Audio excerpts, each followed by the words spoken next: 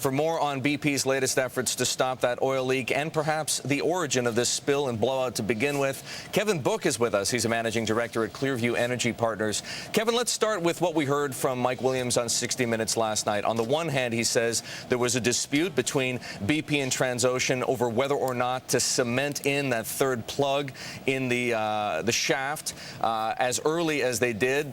And secondly, he also said there was a problem with what they call the annular, or rubber gasket, that helps gas from escaping. And thirdly, he said there was a problem with the blowout preventer. It wasn't getting, it wasn't fully redundant. Part of it had broken down. And it really seems to suggest, based on what he says and what 60 Minutes reported, that BP and Transocean perhaps bear more responsibility in terms of negligence than just the technical failure of some of their equipment. What do you think of what you heard?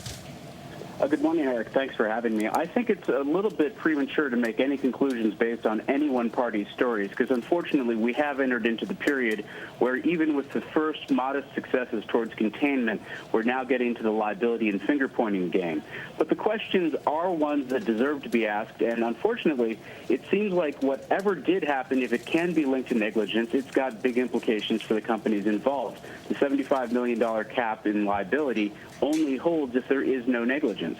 So this makes this a pretty high-stakes game at this point, Eric. Okay, I understand that we don't want to start finger-pointing and we don't want to accuse a company of negligence when it hasn't been proven.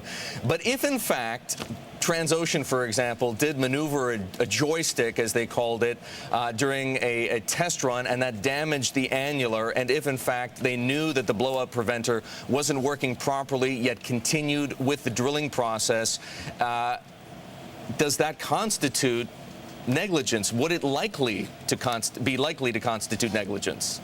It certainly would provide grounds for someone to make a claim in court on that basis. And that, I think, ultimately is where we'll find out how this tests out.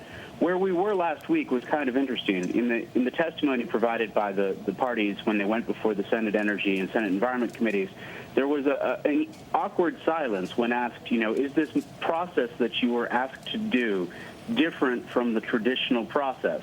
And nobody would come out and say, well, no, this was different, this was done differently.